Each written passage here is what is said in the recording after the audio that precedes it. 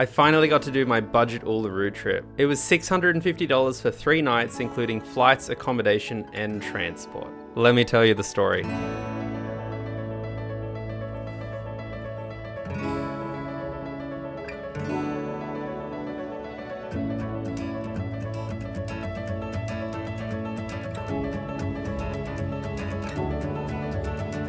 I always wanted to go to Uluru ever since I was a little kid. There was something just exciting about that big rock. But the problem was it was just too far away, and I think that's the case for most Australians. During 2015, 2017, and 2018, I spent weeks out in the Australian desert, not in Uluru, but in other places, and I loved it. So going to Uluru just seemed like a natural thing to want to do.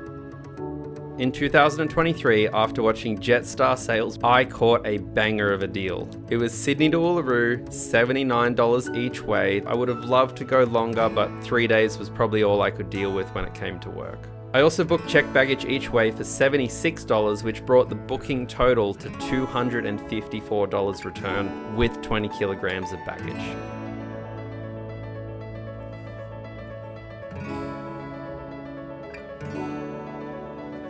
Usually the first thing I go and do, nearly straight away, is I go and book cancelable accommodation and transport. It's important to lock these things in early to get a good price, and you can find tons of options that'll let you cancel up to 24 hours beforehand. Much closer to the trip, you can see if anything's gotten cheaper, cancel your original ones, and then book the cheaper ones. Or if there isn't anything cheaper, then you locked in the better price. So let me take you through each of those things. Firstly, accommodation. All of the places to stay in Uluru is in a small town called Uluru. It's a small town nearby Uluru, about a 30-minute drive. That's basically where everybody going to see that area stays. All of the accommodation in Uluru is managed by one company, and all the options can be found on their website. I've also got a map here that shows you just how big Uluru is, how far away it is from Uluru. As you can see, it's quite a small place. You can see all of the hotels that I've highlighted. So there's about a half a dozen places that you can stay. So I go to the website and I start to check out the cost of the accommodation. Oh my God, I was shocked. I knew when you go to these kind of tourist areas that things tend to be more expensive, but I wasn't expecting something this bad, which is probably very silly of me because it's probably very obvious. But I started to get very nervous, and I've done this before. I see a flight on sale. I think, amazing, I'm about to go on a cheap trip, and then I look at the cost of staying there and I think it doesn't matter if the flight was cheap or expensive. The accommodation's gonna make the whole thing expensive no matter what I do. But as I kept scrolling through the website, I noticed something quite interesting. The Ayers Rock campground from $30 a night, and I thought, oh, that sounds kind of fun. That's like 10 times cheaper than the other accommodation.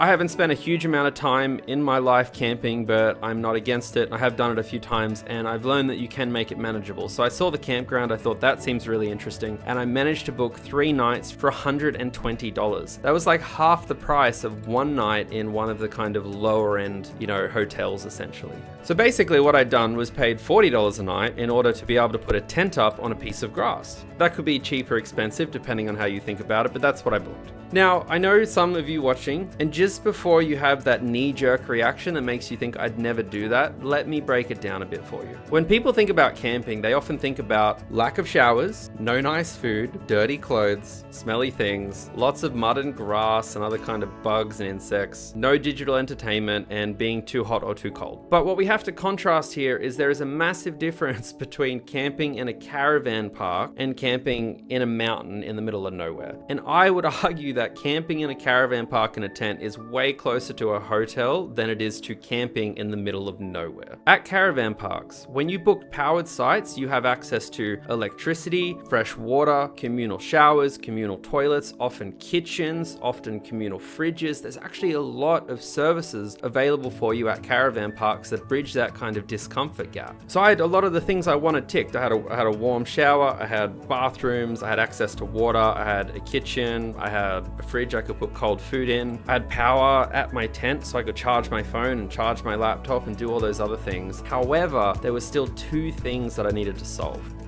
Number 1, when I leave my campsite, where do I put everything? If you don't have a hotel room and you've just got a tent, there's not like there's safes around the campsite. So do I just leave it in my tent and hope that no one steals it? Do I take it with me and carry around 7 or 8 kilos all day long? And secondly, it gets down to 3 degrees in Uluru at night in winter. Do I even have enough luggage space to stay warm? I only have 20 kilos and I have to bring a few other things, including the tent probably.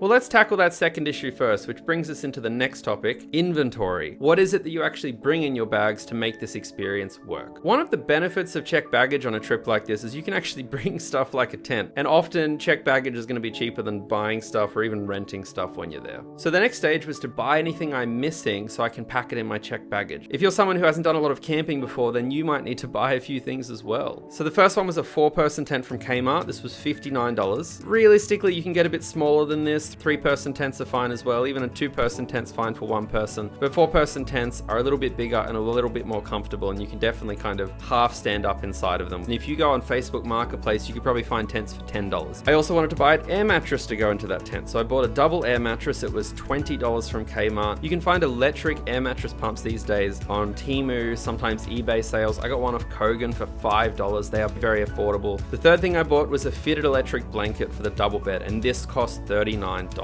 But I cannot stress how wonderful this electric blanket is. It barely weighs anything, and because you're at a powered site, you can fit it over your bed and you can keep yourself very warm at night. In a tent with an electric blanket and a doona, I think you're pretty okay down to a couple of degrees. And it's definitely gonna take up less space in your bags than trying to bring all the other doonas, and you get the added benefit of being able to hop into a warm bed when you go to bed at night, which is just the best feeling if someone hasn't experienced that before. The last one is a tent light. They're $3 at Kmart. You don't really need it. Your phone light works fine, but they're pretty useful because you can just hang them up on the tent. All of this came up to $121. This obviously could cover 1 or 2 people. For some of the costs I give at the end, I kind of exclude this because you can actually reuse this for multiple trips. In fact, all the stuff I talk about, I used for a week or 2 of camping and various trips after that.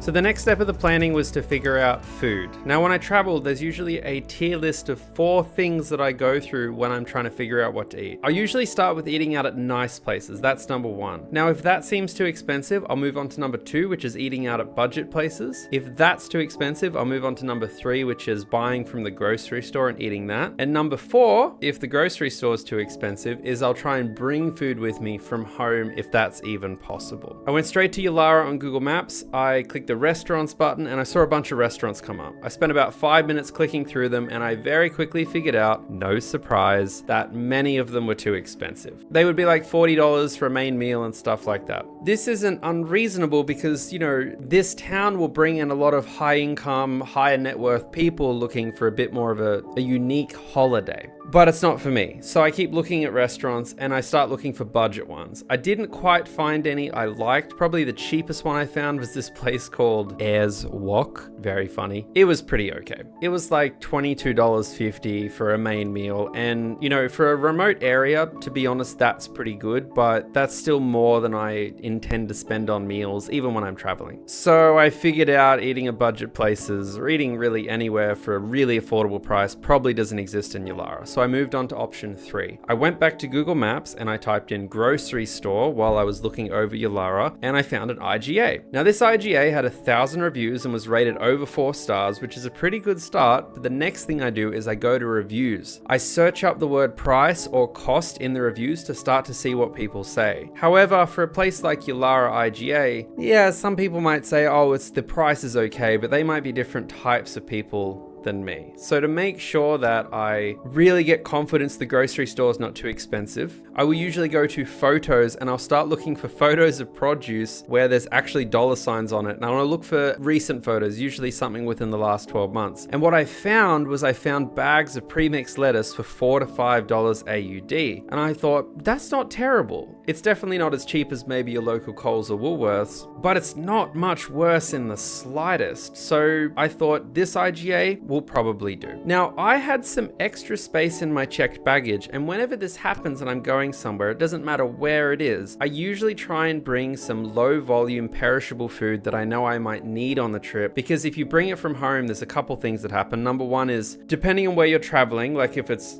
somewhere expensive like Uluru or say the USA, then buying it at home can sometimes be cheaper. Secondly, if it's non-perishable, you can usually buy it well in advance, often on sale, and therefore you can consume the food on sale price rather than buying it the day before you need it when you're traveling. Now this again only generally works when you have space and when you think you're going to save a reasonable amount of money. You can go so far as to do this with perishable goods. I've seen people bring bags of meat, cheese, milk on a plane with them to places like Uluru and bring cooler bags and stuff like that. It's really just up to your luggage space, how much you could be bothered to deal with it. And in my case, I thought I'm going to bring most of my food. I brought pasta sauce, peanut butter, oats. I bought all of these things with me. But then in Uluru, I bought things like some meat. I bought things like some milk, cheese, a few other things like that I just didn't want to worry about whether it's cold enough essentially on the travel basically. And this also comes back to the previous point, which is that I knew the campsite had a fridge. And having this fridge is really useful because it means I can store this food, whether I bring it from home or I buy it from the grocery store. For anyone who hasn't used a communal fridge at a campsite, it's really fine.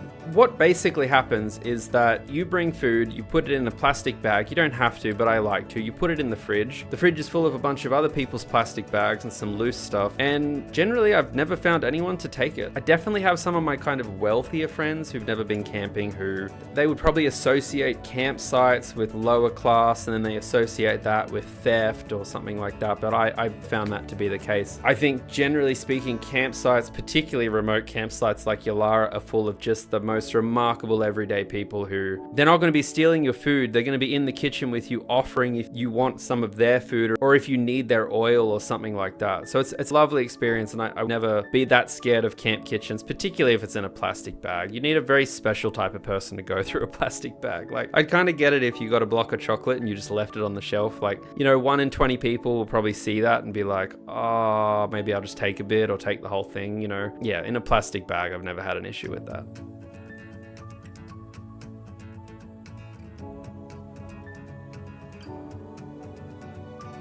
So then the last thing that I needed to figure out was transport. Now, whenever I figure out transport on trips, usually the first step is to figure out what you have to do, because that dictates the type of transport, whether you're going to use public or private or some mix of both. After some quick research, figured out that in that whole Uluru area, there's pretty much just 3 things to do. There's go see Uluru, there's go see Katajuta, if I'm saying that correctly, and then there's some stuff to do around Uluru, tons of little things. Some of them are big, some are small, some are free, some are expensive. So they were the 3 things that I needed transport for. You can also see if I show you a map, the distances between Uluru, Uluru, and Katajuta, and then I started to compare private and public transport. So firstly, private transport. The car hires that I could see from Uluru Airport, which is the only place you can hire cars from, were about $600 for 3 days. That's pretty expensive for car hire, in particular nearly a year in advance. However, it's also not unexpected, it's very remote, and it's monopolized, naturally, because there's so little competition there. Katajuta is 50 kilometers from Uluru, and I wanted to go there twice, once for sunset, once for sunrise. 50 kilometers each way, times 2, that's 200 kilometers. Uluru is 25 kilometers from Uluru, and I wanted to go there twice as well for sunrise and sunset, so that's 100 kilometers, bringing the total distance to 300 kilometers. Now, a really easy estimate for you is that it's about $2 of fuel every 10 kilometers. That can be off a little bit, but it'll give you the ballpark. So if I do 300 kilometers, that's 30 lots of $2, which is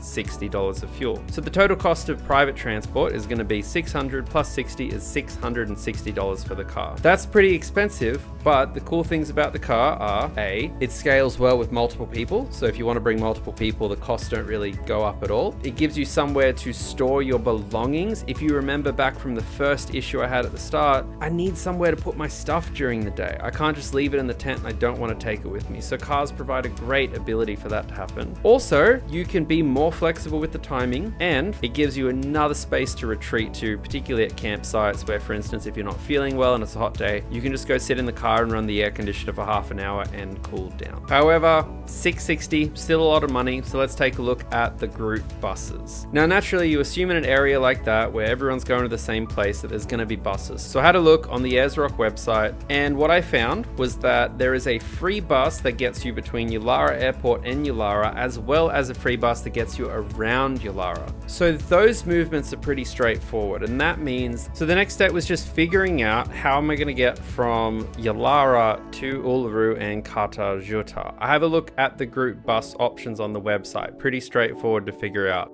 And I came across this 3-day pass. It was $220 for essentially unlimited trips to Uluru or Kata Tjuta. The next step was to look at the timetable, because I understood $220, but the timing was really important. After taking 15 minutes to decipher this very complicated diagram, I basically figured out that there was a few different options every day to get to Uluru and back, and there was a couple of options to get to Kata Tjuta and back.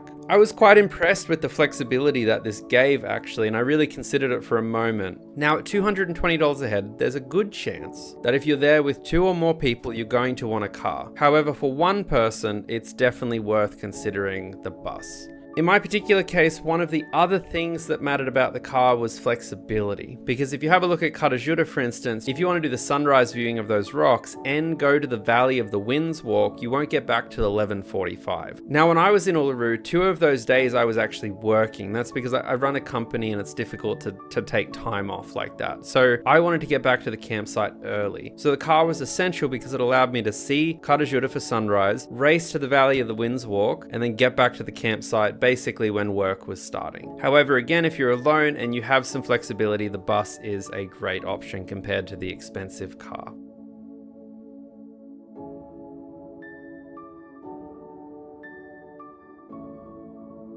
Here's a quick financial summary of the trip. These prices are estimates based off data I can find in July, and it shows how 1-person, 2-person, and 4-person costs compare. This is for 3 days in Uluru, and it doesn't include food. I generally omit food when looking at costs for trips because if you're an adult, you have to buy food whether you're on a trip or not on a trip. The table's pretty self-explanatory. The more people, the more flight costs. Transport costs stay about the same. The more people, accommodation costs go up slightly, and if you take any of the camping equipment that you bought as not a real cost because you're investing in future trips, then the cost comes out to around about $650 per person, or a little over $200 a day. If you think there's ways I could have saved even more money, or you have ideas about how to save money on a trip like this, I'd love to see you post in the comments any thoughts or ideas that you have. If there's anything you think I did that's very silly, I'd love to hear about that too.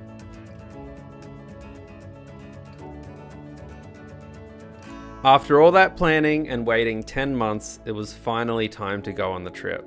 Flying into Uluru was absolutely gorgeous. If you can, I definitely recommend you get the window seat, and if you're a big nerd, check the wind the days before to figure out which way they're likely to come into the airport so you can get the best side. The rock really looks gorgeous from the sky, and it really puts into perspective just how big it is. After landing, I went and picked up the car, threw my stuff in the back, and headed straight for the campsite to set up. With the rest of the day, I went into the Gallery of Central Australia and saw some really cool Indigenous art. It was free to enter and just walk around for 10 or 15 minutes and take it in. With a quick trip to the grocery store, I grabbed everything I needed, and as the sun was setting, I made some pasta and managed to catch a glimpse of Uluru from Uluru as the sun set. It was beautiful. After an early night, because of the early morning, jumped in the car in the dark and drove the 30 minutes out to the Kata Tjuta viewing area to see it from the south for sunrise. It was incredible to watch the dark rocks go from basically black to these stunning warm colors as the day started. After that, got started on the Valley of the Winds walk. It started off freezing. Everything was still cold from the night before, but as the sun started to come up over the rocks, it started to warm everything up, and by halfway through the walk, it was absolutely hot. There were these beautiful valleys, beautiful open spaces, and it was an absolutely lovely morning walk. After going back to the campsite and having some lunch, which mostly consisted of a roast chicken from IGA, got to go back to Uluru and do the 1.5 hour walk around the whole base. That was an incredible walk. Nothing puts into perspective just how large it is until you actually get to walk around the base, and there's everything from water basins to open plains and everything else. After leaving Uluru, went back to Kata Tjuta in the evening to do the Walpa Gorge walk and view the sunset at the same time. The Gorge walk was incredible, getting to walk up so close to the rocks, and the sunset from the west was absolutely gorgeous, seeing the sunset behind Kata Tjuta. The next day was one of the most exciting parts of the trip, which was getting to see Uluru at sunrise. Getting to watch it from one of the observation decks with a bunch of other people, watching the sun rise from the horizon over on the side, hitting Uluru from the side and seeing just how gorgeous it looked. After walking around the site a little bit more, it was time to go back to the campsite and enjoy some of the free activities that are available in Uluru. One of the first things I did was went to the camel farm. You can ride the camels, but it costs money, but it's free to turn up and have a look at the camels, as well as see a whole bunch of other little animals there. And they were beautiful to watch, and I also got to see other people getting set up on the camels to go for their camel walk. But another incredible experience that I got to see in the afternoon in between some work was to go to the Arcani Theatre and see some of the movies that they were playing. The one film that was on that I got to see in the afternoon was a story about some of the experiences of the youth in Alice Springs. I'd only been to Alice Springs a couple of times and I read about it in the news, so to see a 1.5 hour documentary that covered a really personal story about what it's like growing up there as a young Indigenous person was really moving, and it was one of those things that really drew me in the longer it went on. You know, for the first 5 minutes I was kind of wondering if I'll get super engaged with this or just a little bit engaged, and by the end I was completely into it, and I found the whole thing just wonderful. I'll put a link to it in the description. It was a pretty relaxed second day, so jumped back in the car and headed to Uluru at a different vantage point to watch the sunset. The sunset was just as gorgeous as the sunrise, really incredible. Shortly after the sunset, I started to see the drone show from a distance. I tried to get closer to it, driving around like a lunatic for a little while, seeing where I could get to watch it from a distance for free, but by the time I got there, it was pretty much over.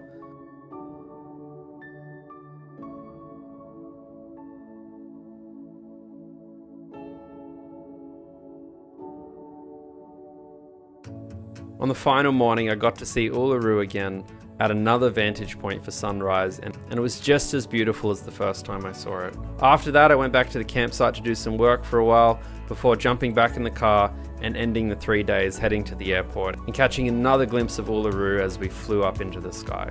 What an incredible 72 hours. It's nearly comforting in a way having there be such a constrained set of things that you can do, because a lot of things you can do and go to, if you're only there for a few days, you can feel like you really missed out on a lot. But I enjoyed this trip because of how straightforward it was, and there was a lot more that I could have done. There's a lot more I'd love to do in the future. I'd love to explore, talk to the locals more, make some more money and go do the expensive things instead of the free things. But I really appreciate the things I got to do. I feel very lucky to have had that opportunity. Don't forget to like the video, don't forget to subscribe, and I really appreciate you taking the time to hear this story. If you haven't had the chance, I hope you get to go there one day. It's one of the most beautiful places that I've ever been to.